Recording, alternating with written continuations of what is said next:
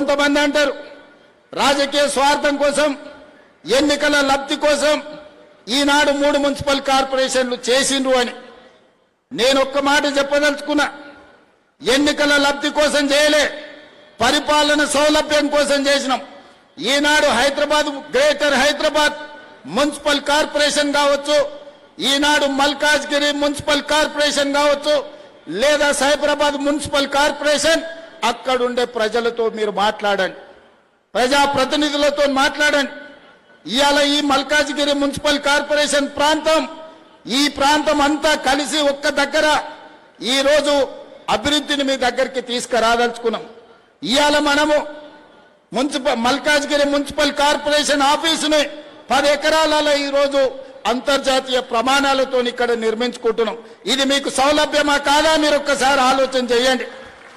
చిన్న పనున్నా, నల్లా కనెక్షన్ కావాలన్నా, ఇంటి పర్మిషన్ కావాలన్నా, ఏదైనా అధికారిని కలవాలంటే ట్యాంక్ బండ్ దగ్గరికి పోవాలి. ఎన్ని బస్సులు ఎక్కాలి, ఎన్ని బస్సులు దిగాలి, ఎంత దూరం పోవాలి మీరు ఒక్కసారి ఆలోచన చేయండి. అందుకే పరిపాలన డీసెంట్రలైజ్ చేసినాం. అదేవిధంగా పోలీసులకు కూడా ఈరోజు పోలీసు, అదేవిధంగా మున్సిపల్లో కో టర్మినస్ సరిగ్గా ఒక మున్సిపల్ కమిషనర్కి ఎంత పరిధి ఉందో మల్కాజ్గిరి పోలీస్ కమిషనరేట్ కూడా సేమ్ ఒకే రకమైన పరిధి చేసినాం. ఒక జోనల్ కమిషనర్కి ఏ విధంగా పరిపాలన సరిహద్దులు ఉన్నాయో ఒక డీసీపీకి సరిగ్గా అదే విధంగా ఈరోజు ఏర్పాటు చేసినాం. అన్ని శాఖల సమన్వయం కోసము ఈనాడు ప్రక్షాళన చేసి 3 కమిషనరేట్లు చేసి ఇవాళ మల్కాజ్గిరి మున్సిపల్ కమిషనరేట్కు దాదాపుగా ఈ బిల్డింగే కాదు అదనంగా 1600 కోట్ల రూపాయలతోటి ఈరోజు పనుల ప్రారంభోత్సవ కార్యక్రమం చేసుకున్నాం. నేను ఇవన్నీ ఎందుకు మిత్రుల ద్వారా ఈరోజు ప్రస్తావిస్తున్నంటే, ఆనాడు మీరు ఎంపీగా గెలిపిస్తే మీరు ఆశించిన అభివృద్ధి ఆనాడు నేను చేయలేకపోయినా, ఈనాడు మీ ఆశీర్వాదంతో తెలంగాణ రాష్ట్రానికి నేను ముఖ్యమంత్రి అయినా రాజకీయాలకు అతీతంగా ఈ వేదిక మీద ఉన్న మిత్రులకు చెప్పదలుచుకున్నా, ఈ ప్రాంత అభివృద్ధి కోసం ఎన్ని నిధులు కావాలన్నా, ఎన్ని అనుమతులు కావాలన్నా ఇచ్చే బాధ్యత నాది.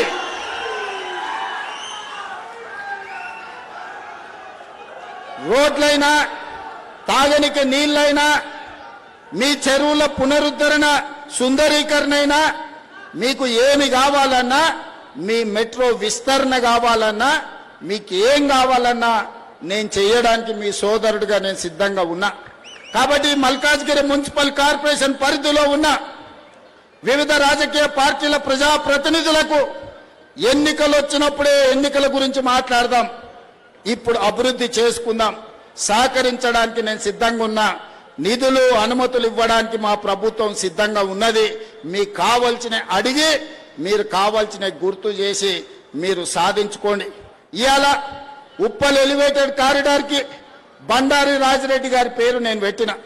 బండారి లక్ష్మారెడ్డి గారు ఈరోజు బీఆర్ఎస్లో ఎమ్మెల్యే ఉన్నాడు. నిజంగానే రాజకీయాలను దృష్టిలో పెట్టుకుంటే బండారి రాజిరెడ్డి అన్న పేరు నేను అక్కడ పెట్టుండేవాడినా మీరు ఒక్కసారి ఆలోచన చేయండి. రాజిరెడ్డి అన్న ఈ ప్రాంతంలో ప్రతి పిల్లగానికి తెలుసు. మున్సిపల్ చైర్మన్ గా, ఎమ్మెల్యేగా, టీటీడీ బోర్డు మెంబర్గా ఎవరు ఇంటికి వచ్చినా కూర్చోబెట్టి పనిచేసి, బిడ్డ ఈ పన్ను చేసుకోలేదనుంటే ఏం చేస్తాను, అన్ని కాలనీలు తిరిగి కాలనీ అసోసియేషన్లతో రాజిరెడ్డి అన్నకు అనుబంధం ఉంది.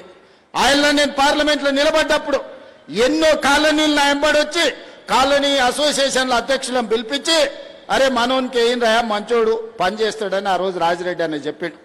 ఆనాడు కష్టాలలో ఉన్నప్పుడు రాజిరెడ్డి అన్న సాయం అందించడు. రాజిరెడ్డి అన్న ఈ ప్రాంత ప్రజలకు 40-50 ఏళ్ళు సేవలు అందించడు. ఇవాళ ఉప్పల్ ఎలివేటెడ్ కారిడార్కి రాజిరెడ్డి అన్న పేరు పెట్టుడు న్యాయమా కాదా మీరు ఒక్కసారి ఆలోచన చేయండి. నేను ఇవాళ ఈ పేరు పెట్టడమే కాదు, ఎలివేట్ కారిడార్కు ఎవరు ఏడ్చినా, ఎవరు బాధపడ్డా ఆడ చౌరస్తల రాజిరెడ్డి గారి విగ్రహాన్ని కూడా పెడతాం. దానికి సంబంధించిన ఏర్పాట్లు కూడా చేసుకోండి అని నేను చెప్పదలుచుకున్నా.